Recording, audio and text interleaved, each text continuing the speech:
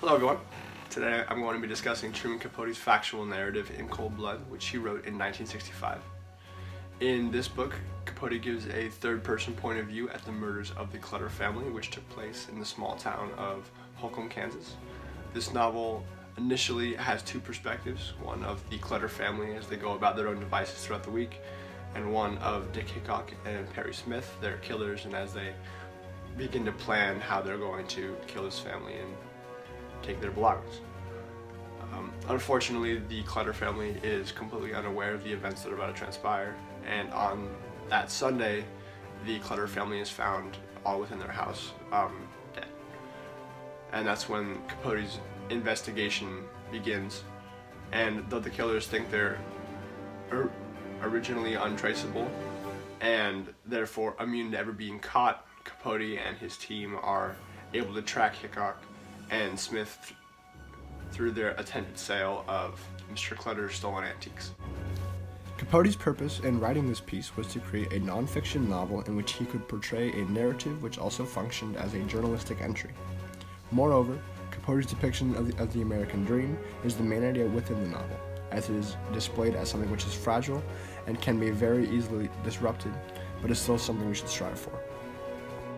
The primary individuals which Capote uses to further this theme are Hickok and Smith, and the ongoing investigation following them. Hickok and Smith are Capote's method of displaying the American dream, as after they kill the Clutters, they make trips to Mexico and believe they have finally made it big. However, Perry is still not satisfied as he longs to go to school and become educated.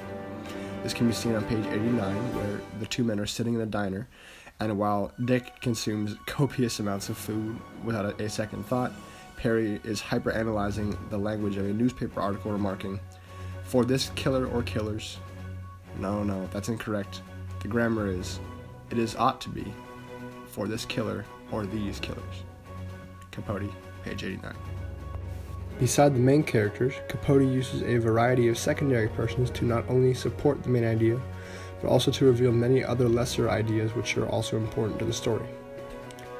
The investigators represent the ongoing fragility of that dream, which was so-called easy to obtain, and Alvin Dewey, an investigator tasked with the murder of the Clutter family, is an example of this, as he becomes very physically and emotionally invested in the case.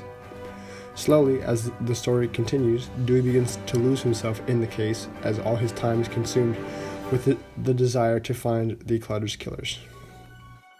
Things, or must be very mature in their understanding of language.